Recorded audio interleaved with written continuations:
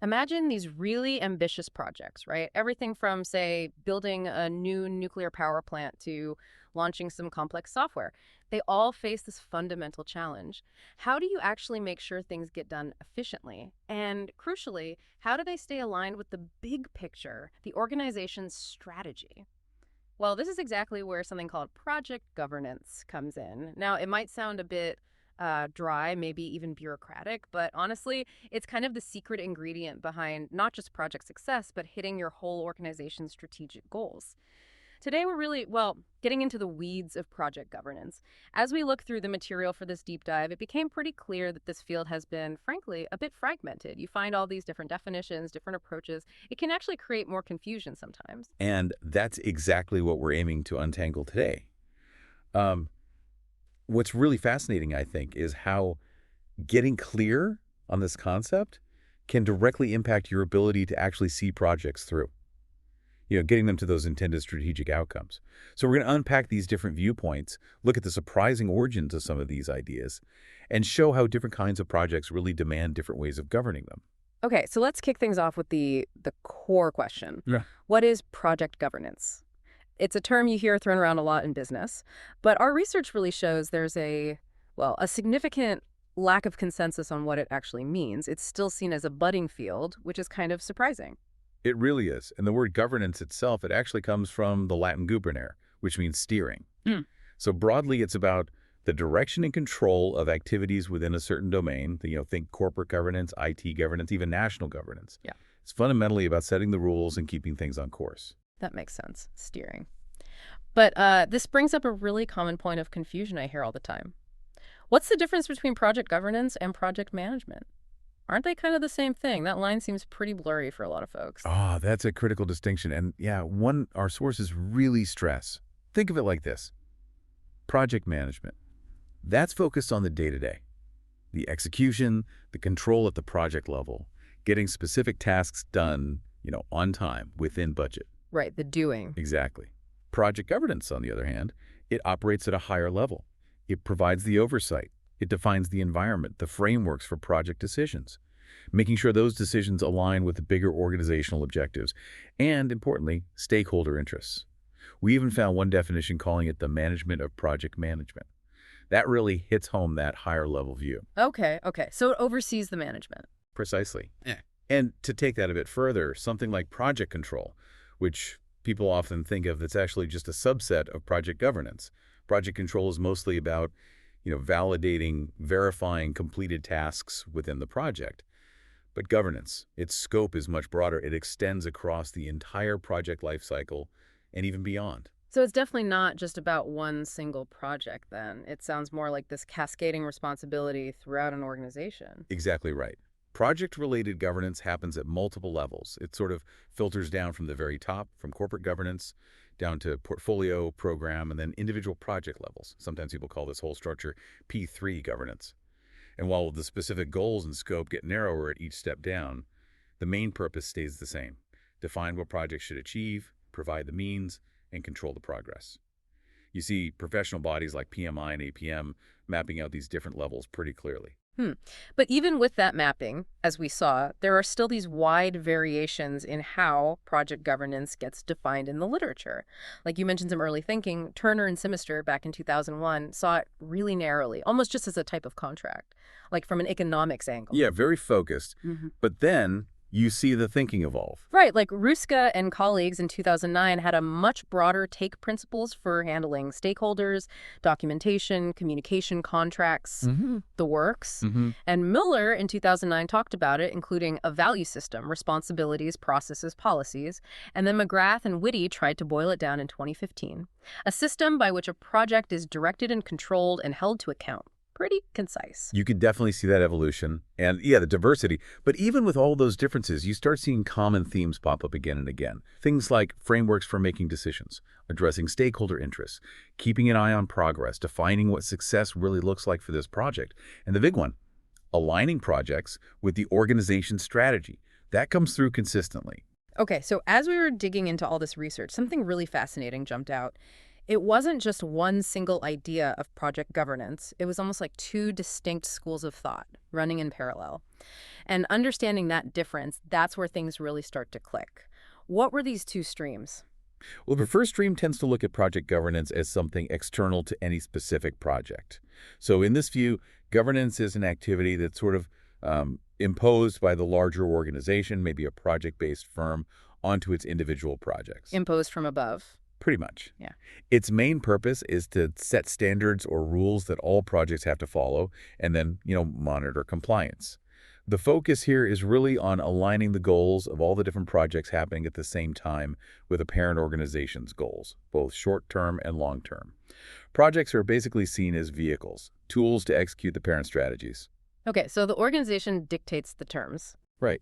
And a key concept here is what they call the principal-agent relationship. Think of the organization as the principal and the project manager as the agent. A common challenge, the agency problem, is that the project manager might, maybe unintentionally, prioritize their project's immediate needs or even their own interests over the bigger organizational goals. How do you stop that? Well, the solution in this view usually involves implementing standardized reporting, clear roles, monitoring structures, things to align everyone's interests, and to make sure resources are prioritized effectively across the whole portfolio of projects. This is often how large organizations try to oversee all their project work. Okay, so that's one lens. The organization imposing governance downwards. What's the other side of the coin? The other side views project governance as internal to a specific project. Now, this stream starts from a different place. It assumes that unique projects often need tailored, not standardized governance setups. Tailored, okay. Yeah. Its purpose is more about defining shared practices for managing, coordinating, adapting all the different exchanges that happen between the various firms involved in that specific project. You might have the main company, plus contractors, suppliers. Lots of players. Exactly. And here, the project itself is seen as a pretty powerful organizational actor in its own right. Uh-huh. The main job of governance is to set up shared rules and procedures for everyone involved in that specific project. This view really fits well with the idea of projects often acting like temporary organizations. Temporary organizations, right. Makes sense. And a key feature here is seeing the project as this nexus of interdependent economic transactions between legally separate firms. These firms might even have conflicting goals, short-term or long-term. So governance here is about putting shared coordination, control, and safeguarding mechanisms in place to align all these diverse interests towards a joint goal, like, say, constructing a new building together. It really emphasizes that the governance structure needs to fit both the project's internal capabilities and any external regulations. Things like discussions on contract types, fixed price versus cost, plus those are good examples of this kind of internal governance mechanism in action. Wow, that's a really fundamental difference in perspective. So these two distinct views, external versus internal, where did they actually come from? What were the sort of intellectual origins? That's a great question. The answer is pretty interesting. If we first look at general governance literature, outside the project world, it draws really heavily from transaction cost economics, or TCE. That's a theory mainly from Oliver Williamson back in the 70s. TCE basically looks at how to manage economic exchanges efficiently when there's uncertainty, when you need specific investments, or when people just don't have all the information, what they call bounded rationality. Trying to avoid problems like moral hazard or adverse selection. Exactly. Those kinds of issues. Yeah. It also pulls from corporate governance literature, like foundational work by Jensen and Meckling on the owner-agent relationship in companies. Mm. And other core ideas in general governance include things like, people might act opportunistically, our ability to process information is limited, and that our social context matters who we trust, who we work with. And of course, legal frameworks shape everything too. Okay, so those are the broad influences. Now, how do they connect specifically to project governance? What did the research show about the roots of those two streams we talked about? Because you mentioned a surprising lack of overlap. It's true, the roots are quite separate paths. The external project governance stream, the one focused on the organization imposing standards, that largely grew out of the project management discourse itself. Its main influences are things like the guides from professional bodies, like the APM guide, foundational project management handbooks, research on general project success factors. It's very much rooted in how the practice of project management developed. Okay, so born from within project management. Right. But then the internal project governance stream, the one focused on tailoring governance for specific, often multi-firm projects. That has a really significant and direct link back to transaction cost economics. It pulls heavily from TCE. It also draws from specific project research, especially on complex products and systems, and also from project management bodies of knowledge like PMIs. So one stream is more from PM practice, the other much more from economic theory and managing complex relationships. Fascinating. Yeah, the divergence in their theoretical underpinnings really explains a lot about why the field looks the way it does, varied, sometimes a bit fragmented. Like two different intellectual rivers feeding the same lake, as you said. Yeah.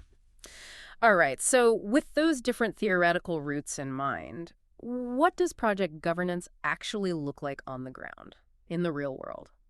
Our sources talked about various forms or specialized areas of governance that pop up frequently in project contexts. Yeah, there are several key ones. First, you often see contractual and relational governance. These are usually based on that transaction cost economics idea. Yeah. They're kind of complementary using formal contracts. That's the contractual part. And then relying on informal, trust-based relationships. That's the relational part. Both are used to manage exchanges, try to curb opportunistic behavior, minimize transaction costs. You see this a lot in construction projects, for example. Contracts and trust working Yep. together. Okay. Then there's information technology governance, or IT governance, and specifically IT project governance. These are more specialized frameworks. IT governance provides oversight for the overall IT strategy, bridging from corporate governance. IT project governance focuses more on selecting the right IT investments and making sure IT projects align with the organization strategy, often managed at that organizational project management, or OPM, level. Makes sense for tech-heavy organizations. What else? We also see public-private partnership governance, or PPP governance. This form is specifically about the right structures, procedures, instruments for directing and controlling those big PPP projects and programs, particularly in infrastructure development, where government and private companies team up. Right, those complex partnerships need their own rules. Definitely. Then there's network governance. This draws from network theory, but also TCE. It recognizes that many projects, especially big ones, are really complex networks. Networks of internal and external organizations, stakeholders. So it argues for governance mechanisms that operate at that network level, especially for large and mega projects involving lots of different players. Governing the whole web, not just the pieces. Exactly. And a couple of newer concepts that are emerging.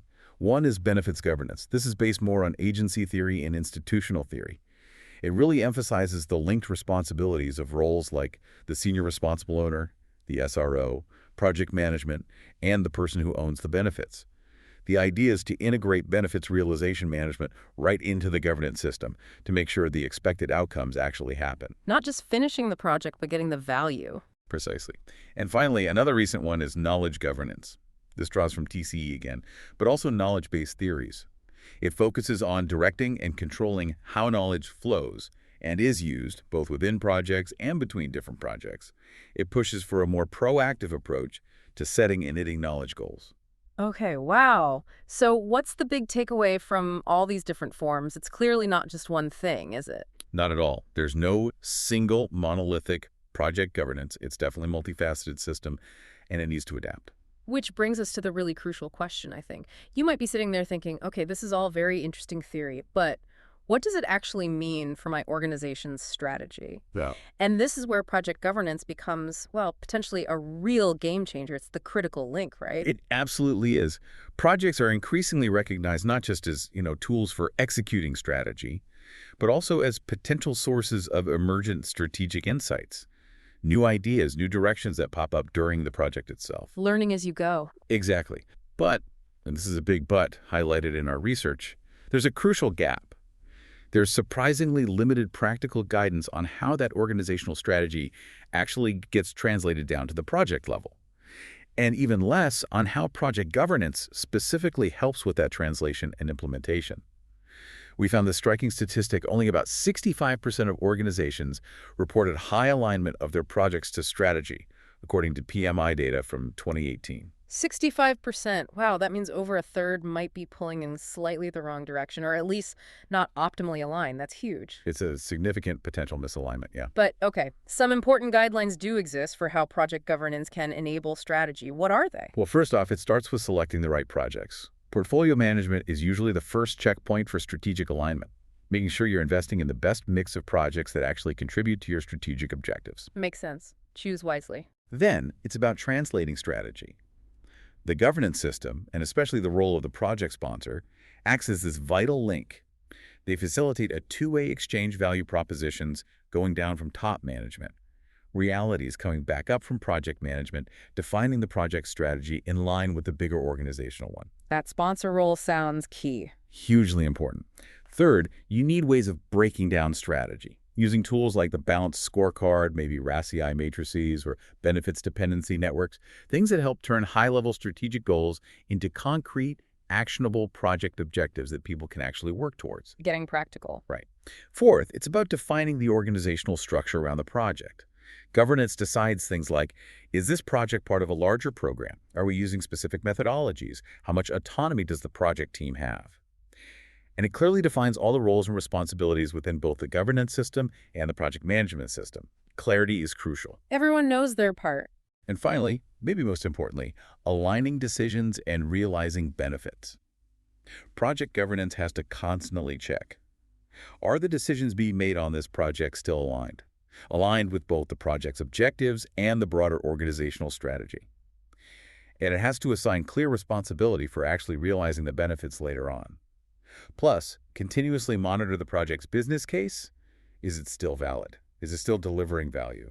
So it's an ongoing process, not just set up and forget. Absolutely not. But even with these guidelines, there are real challenges. There's often that inherent difference in perspective, between top management and the folks on the ground. Many projects are just fragmented, network-based, spanning multiple organizations. That makes alignment tricky. Yeah, coordinating across boundaries. And the temporary nature of projects can make pursuing long-term strategy difficult.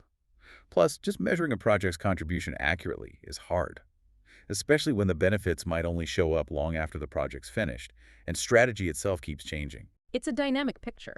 So it's clear governance is vital, especially for big, risky projects. But there's a caution too, right? Being too rigid can backfire. Exactly.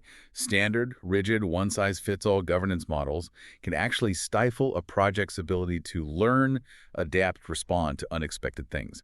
It really is a balancing act. The key word that kept coming up is tailoring.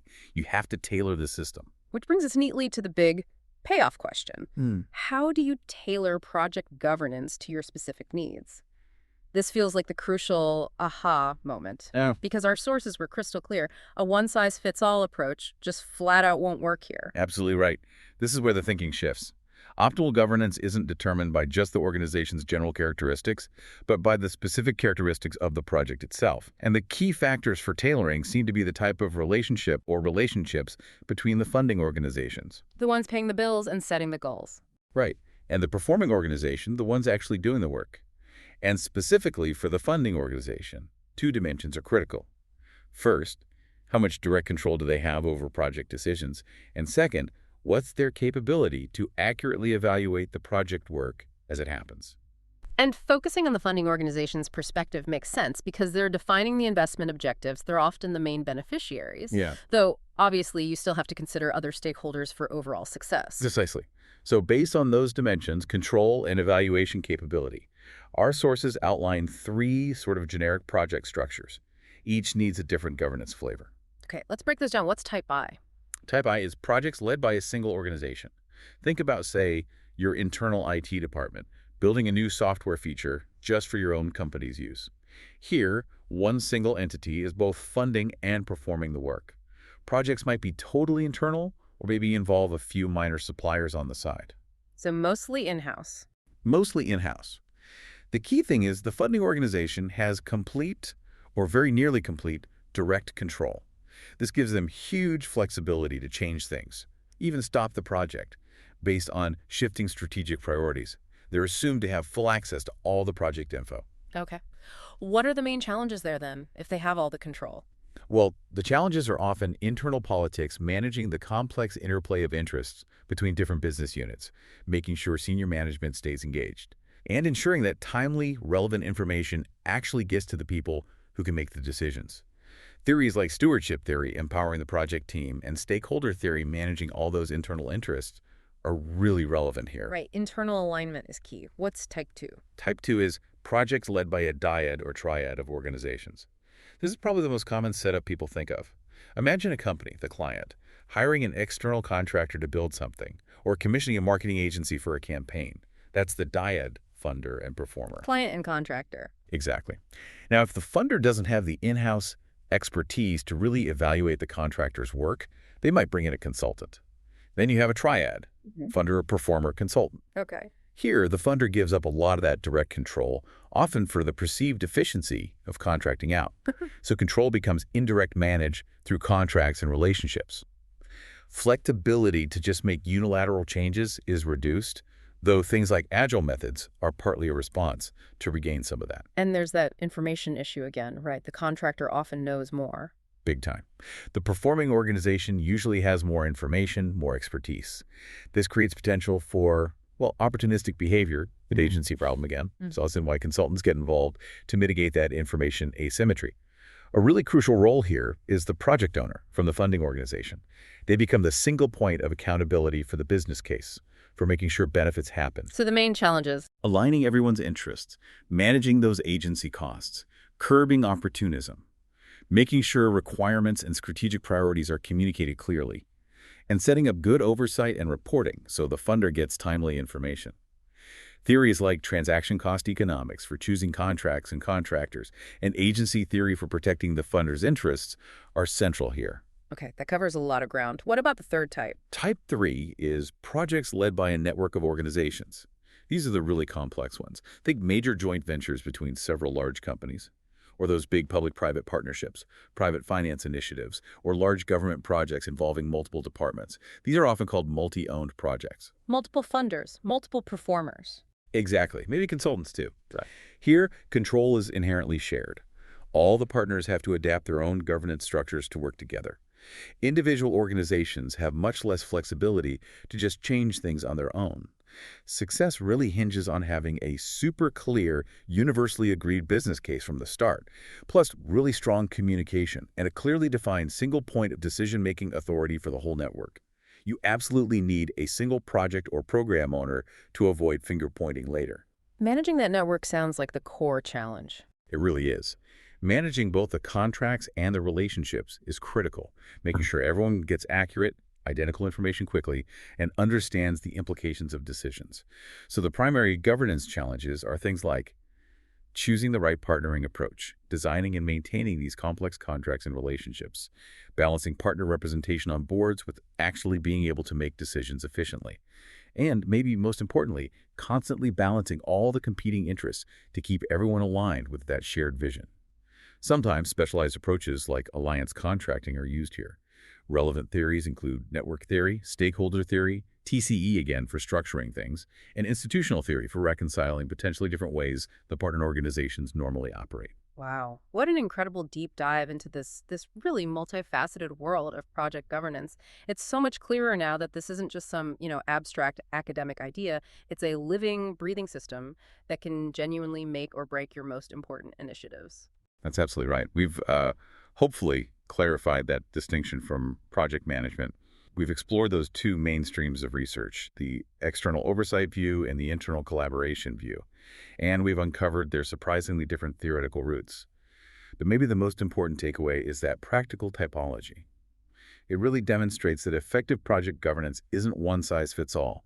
It always has to be tailored to the specific project, its context, and those unique relationships involved. Yeah, this whole discussion just underscores how valuable it is to look beyond the surface level. It really shows you that understanding the type of project you're dealing with, that's the absolute first step to setting up a governance system that genuinely supports your strategic goals and ensures those benefits you planned actually get realized, not just, written down somewhere. hmm And that leads us to a final, maybe provocative thought for you, the listener, to consider. We know strategy is constantly evolving, and we know new insights often emerge during projects. So how might you, in whatever role you have, actively empower projects not just to execute the strategies decided beforehand, but also to generate and relay those valuable emergent strategic insights back up to the highest levels of your organization? That dynamic link, that feedback loop between the project's daily reality and the organization's strategic future, that feels like the next frontier for project governance, something definitely worth exploring further.